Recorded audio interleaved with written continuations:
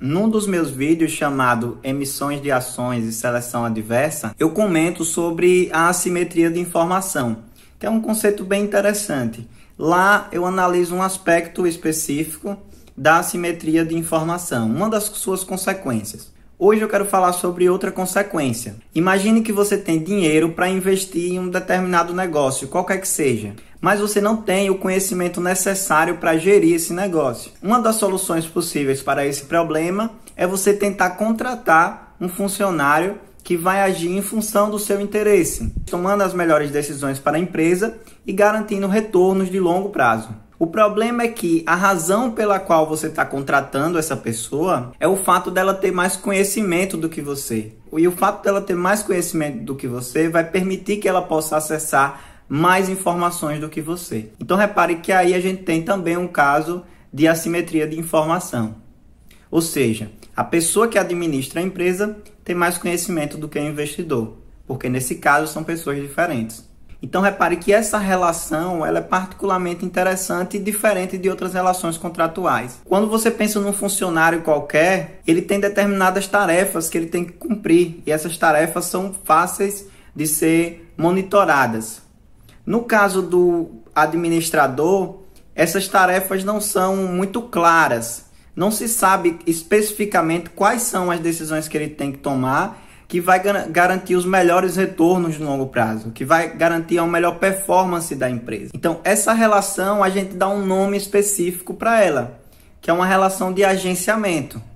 Por que de agenciamento? Porque eu tenho um agente, que é o administrador, que está agindo em função do interesse de um principal, que é o investidor. Então, a relação de agenciamento ela tem características específicas que fazem com que as partes tenham que ter mais cuidado em como lidar com ela. Então, um dos problemas associados a esse tipo de relação contratual é o risco de o gestor não agir em função do interesse do investidor. Como o gestor possui mais informações e informações que o investidor não tem, ele pode tomar decisões que não são as decisões ótimas para a empresa, agindo, portanto, em função do seu interesse, do seu próprio interesse, e não o interesse do principal do contrato. Então, como que a gente soluciona esse problema? Uma das soluções mais óbvias é tentar alinhar os interesses dos dois.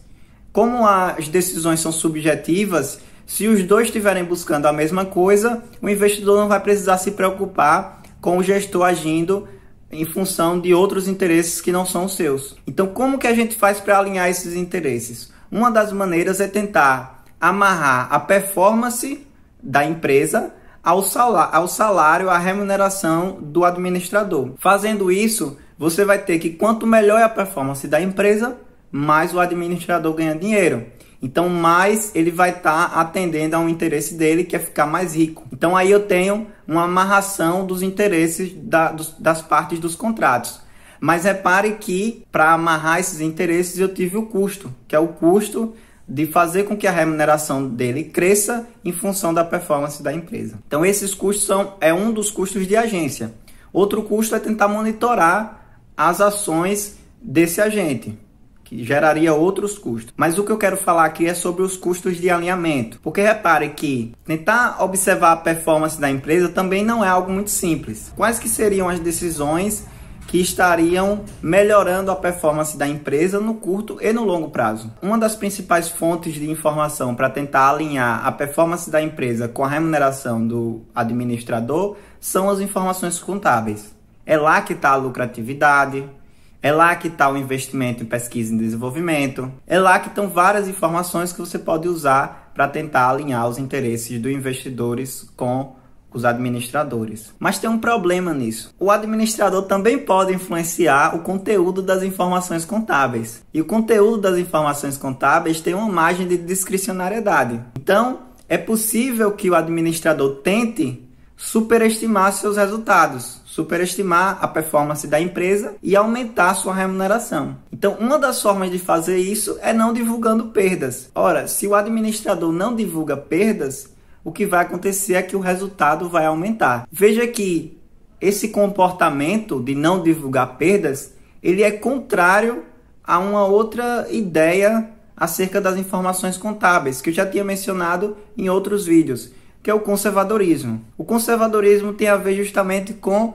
divulgar as perdas, inclusive mais rápido do que divulgar os ganhos. Então o conservadorismo tem a ver com subestimar resultados. Então repare que mensurar os resultados contábeis de maneira conservadora é agir na contramão do risco moral do gestor em influenciar as informações contábeis. Outro ponto interessante sobre o conservadorismo é que ele também pode influenciar a seleção adversa. Se vocês lembrarem do que eu digo sobre a seleção adversa naquele meu vídeo anterior, eu falo que, no caso de seleção adversa, o que eu tenho é uma oferta de emissão de ações num momento em que a empresa está supervalorizada. Com isso, existe uma tendência de que a riqueza dos investidores que estão entrando agora com a oferta seja transferida para os acionistas que já existiam na empresa. Como que o conservadorismo pode influenciar nessa problemática? Bom, como o conservadorismo subestima resultados, os dividendos que são calculados em cima das informações contábeis serão calculados em cima de resultados subestimados. Logo, o conservadorismo beneficia, de certa maneira,